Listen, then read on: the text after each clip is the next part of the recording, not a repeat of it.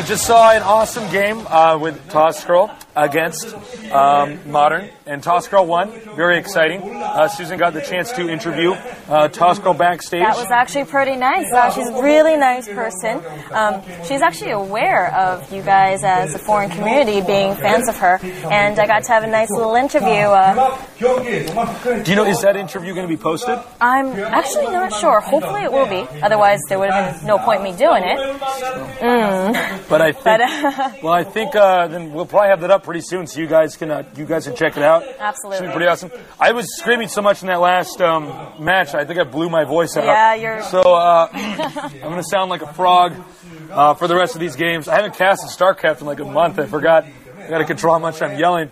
Yeah, no, you know, though, I mean, some people drunk dial. This guy calls in the middle of the night and starts casting. I mean, that's how much he missed being out That's here. how I roll. Man. But I think, I think that this should be a pretty interesting series. Shuttle versus Ssak. Protoss versus Terran. Our first map is going to be on Colosseum. Should be pretty cool. Tell us a little bit about these players. Well, let's see here. Shuttle, he is 19 on STX. Kind of like what we were talking about before, you know, he made it all the way to the, what is this, the finals? I'm sorry, I can't even read my own handwriting here. And he is a higher ranked player than Ssak. Ssak is also 19 years old. This is his first televised match with Comb. And I think here, his debut, he just got on the scene in this May 2008. Yeah, he's very, very new. And actually, Shuttle, his debut was 2006. So he's been around for about 2 years now. But this new, our newbie here, he's fairly new, and he's still ranked pretty high. I mean, considering he just was on the scene in May, he's ranked 150 on the Kespa rating. So, I mean, hopefully it'll be to give us some great games to watch for you to cast. And I'm looking forward to it. I think it's going to be excellent. Now, on Colosseum, there is a possibility that we'll see some type of proxy strategy, although nowadays pro gamers are saying, don't bother doing it because everybody checks now in the middle of the map when they scout. So we'll see, though. Shuttle, pretty creative player. I was certainly impressed with him when I casted his games last season. So I'm going to go out there and just say, look, I think Shuttle's probably going to win. But if Ssak manages to take Shuttle down, that'll be really impressive. Remember, Shuttle got 4th in the last tournament with 128 spots. So that's quite impressive. Oh, and also, this just came to me. Interestingly enough, Shuttle was the only person who wasn't seeded. Who didn't get the early seed in the top 32. So he literally hacked his way. He really made his way up there. Yeah. He was at 12 wins in a row last season. That's a pretty long consecutive. Which reminds me, actually, Gom is also giving a prize to the player who has the most consecutive wins in the entire tournament. So, hey, if you can do it again, then go Shuttle. That's $10,000. Yeah, it's certainly possible. That was a nice prize. So a player who plays very well. Now we're getting a shot of him. He's also on the team STX Seoul. Ssak is, of course, from SK Telecom. Alright, so we have a Protoss versus Terran. I know, they both look pretty confident from what the screen is showing us here. But, you know, God only knows what they're typing to each other right now and back and forth. Yeah. I mean, we're in the game right now. They haven't actually joined the game, so they're not actually communicating just yet, which means we'll probably be talking for a little bit longer. But yeah, it should be pretty exciting. And definitely check out some of these other StarCraft sites that are out there. TeamLiquid.net is great. GoSuGamers.net. iCup.net, ICCUP.net. Absolutely. Actually, MYM was helping out a lot in advertising this GOM TV Season 2.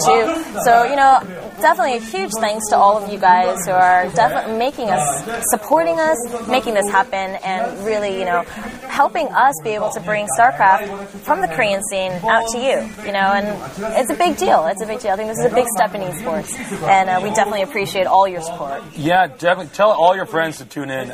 We want a lot of hits. I mean, the more hits we get, as I said before, the more funding we get to do this kind of stuff. Absolutely. And if you guys like it, then tell all your friends to tune in. Tell everybody. Post about it on forums. We were actually surprised to find some of the forums that were talking about these StarCraft matches. I mean, some of these sites were not even gaming sites that these people have found and thought it was pretty cool. So definitely spread the word. Oh, are they starting? Are they starting? Well, the both players are in the game now.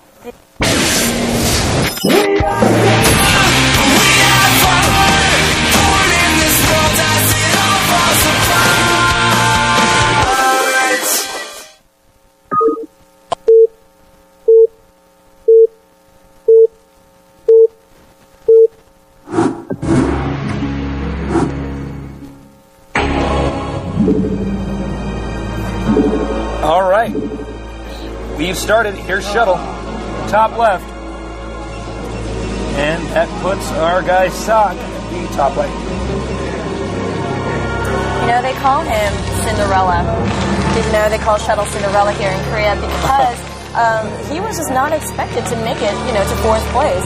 And although it's kind of weird to name a guy Cinderella, yeah, that just kind of became his nickname, and they, you know, thinking maybe he'll be Cinderella again. However, this Ssak guy, you know, they're predicting that he'll go pretty far too. They're thinking maybe this is this year's Cinderella story in the making right now as we speak.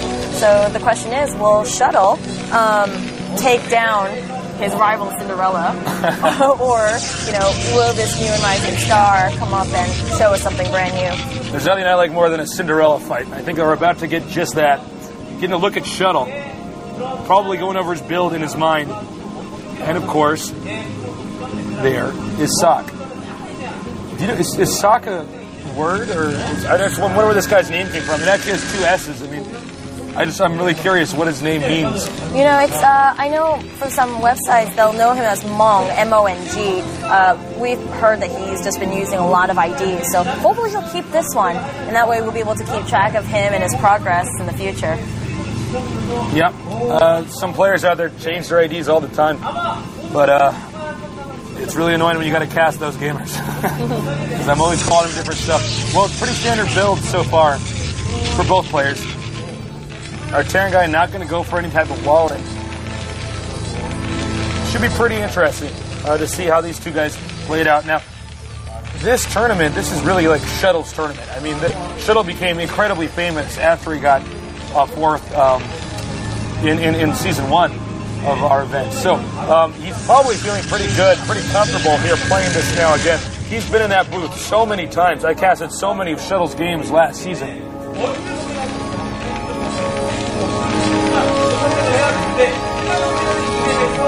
Now, as you can see, it looks like Shuttle's going to check the middle of the map once again. Yep, just as you said before, you know, it's really hard for people to proxy just because they're going to go straight for the middle of that map.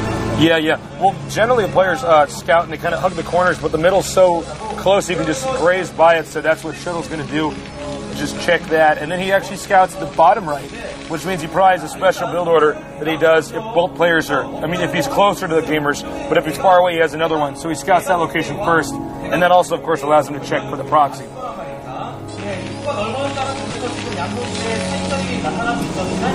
Remember, Shuttle was also the player who won $10,000 because he had the most consecutive wins. So this guy really skilled.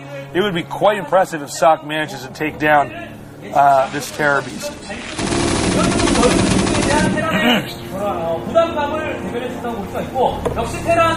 Well, here comes the Zealot. Shuttle now knows where his opponent is, so he's going to move the Zealot into an appropriate location. All right, according to the stats here, it looks like 93% for Shuttle to win, with Ssak to have a nice little 7% chance. You know, it would be really a Cinderella story if he could beat those odds. Yeah, that would be excellent. And here is, it looks like he may be moving in here to do a little bit of harassment with the probe in the Lagoon. And it looks like our Terran player is going to have to micro a little bit.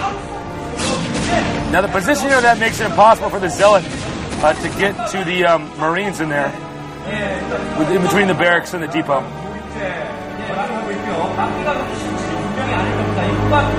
And unfortunately, the SCV has managed to get inside of the main base and check out what's going on here. So Terran's going to have a very good idea of what build his opponent's doing, and he'll know how to play it out from there as well.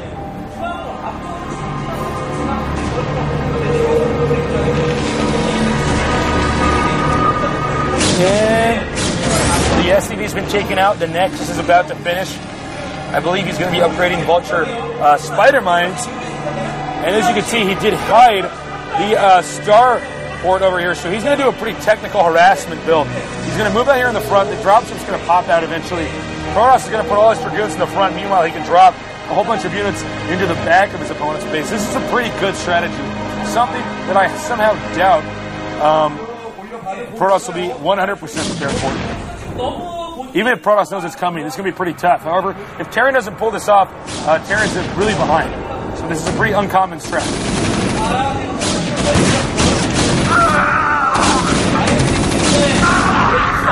And he's microing back, pushing the units a little bit farther back. Shuttle's micro seems to be great, though.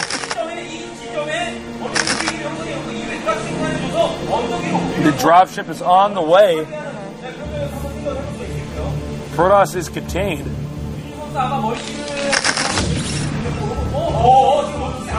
And nice, he actually used that Zealot with the Dragoons to take out all of those mines. And now he's going to go for the drop. Now this is the part of the build that it has to work. If it does not work, Terran is probably not going to last that long.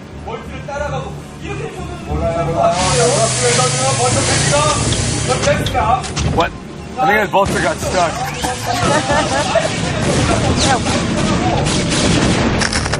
Now planting a few mines. Looks like he's upgrading something else here. So Terran still hasn't expanded yet. I think I see an SCV on the minimap in that desired location. Oh my god, nice control by Shuttle. Or actually, did that mine hit him? Couldn't tell. Either way, the idea was good. Well, honestly, oh, that's something. Now we're talking, taking out these mines, but some Dragoons take some damage here as well. Oh no! Whoa! Whoa! Nice shooting, Dragoon. That was close. That totally caught the Korean commentators off guard too. All three of them kind of sitting there in a daze. Oh my god! 2 more Vultures are in here. This is what I'm talking about. Now this is starting to do some serious damage. Oh my god. He's got to be careful. He's got to be careful with that Zealot. Zealot's now absorbing the mine hits. Probes managing to drive Vulture a little bit farther away. He's trying to bait Dragoons to where the mines are. Nice micro here. And he is going to take out these probes using that patrol button to micro. He's going to keep it alive. And he's going to take this one out as well, I do believe. Shuttle is not doing that well. Oh! Nice. Took a big bite out of that Vulture. How does a probe even attack? I don't know. Carefully? Carefully. Yeah, I look, let's see here. Okay, so this harassment's still going on, but we don't know if he's going to be able to keep it up. Shuttle's economy is really good, despite losing some probes back there.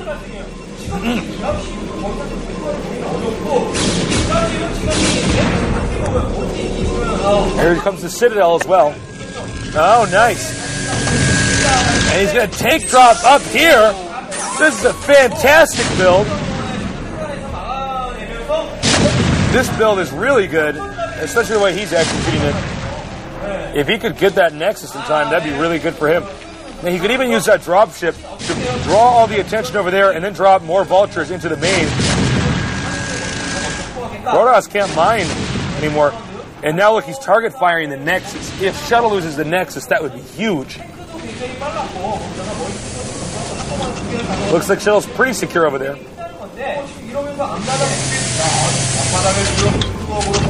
Gonna plant a few mines here. Oh! Pretty good control there by Shuttle. He did manage to take out the Vulture with its own mine. And if he can manage to draw the Dragoons over there, I don't think Shuttle's going to bite. Man, that Vulture has some serious range. And here comes Shuttle's Shuttle, his favorite unit.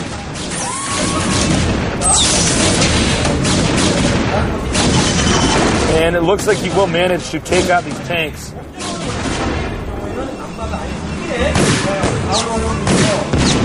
I gotta say, Shuttle's lost a lot of probes. Oh my god, and they lost the Nexus. The Nexus is gone. Oh lordy. What happened? Oh my word. That's really bad for Shuttle. Now Shuttle's really starting to get hurt. Initially, I wasn't sure this was actually going to work. But now, I mean, Ssak, he's like a ninja, man. And more probes being taken out here. And now Ssak, oh, somebody stop this guy.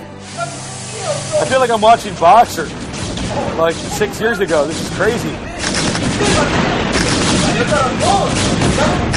And we got DTs out here. It may be the Protoss' turn to start doing some damage.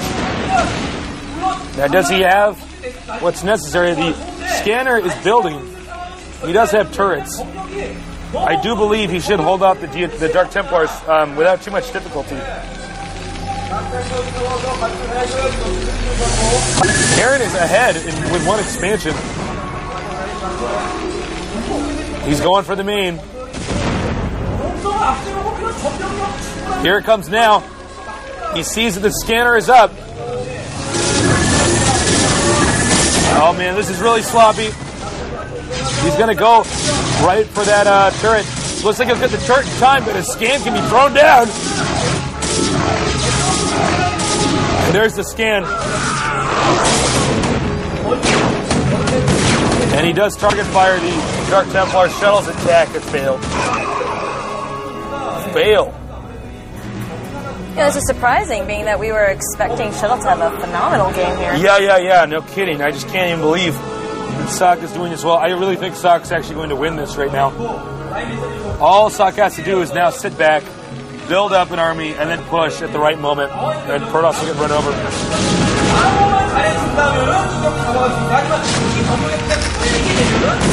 You can see now, Shuttle's going to move in. He's all in right now. Rushing forward. SCVs are being brought out here. Ssak has to hold this attack off. I don't think he's going to hold this attack off.